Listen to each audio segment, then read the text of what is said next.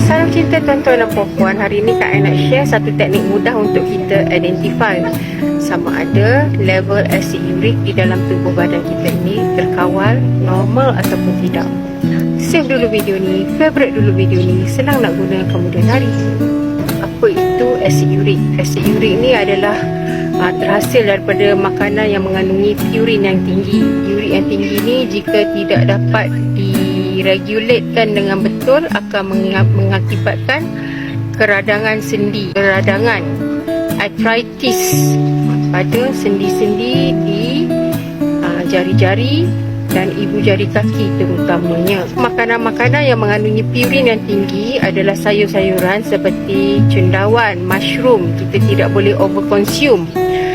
Makanan-makanan cruciferous seperti asparagus, brokoli, Brussels sprout, tu tak boleh terlalu banyak kita consume, sebab bila kita terlebih makan, dia akan mengakibatkan lonjakan asid urik yang tinggi, menyumbang kepada arthritis dan gout. Begitu juga hasil-hasil laut, seafood seperti kerang, ketam, udang, sotong, tiram, dan juga ikan-ikan ya, seperti trout, salmon, mackerel. Nak tahu senang saja, buat tangan kita macam ni. Jika kita boleh merapatkan jari kita ke tapak tangan kita macam ni, bermakna paras asid urik kita normal.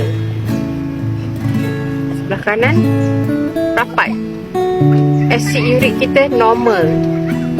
Bagi yang mengalami gout, dia tak boleh rapat tau. Dia akan mengalami bengkak-bengkok, kesukaran di sekitar sendi, sekatan. Dia tak boleh rapat. Ada je kejung dan kejang dia. Dia boleh buat macam ni, bebas. Bebas. Dia bebas. Boleh genggam, boleh gamit. Genggam, gamit. Genggam, gamit. Cak cekuk, genggam, gamit.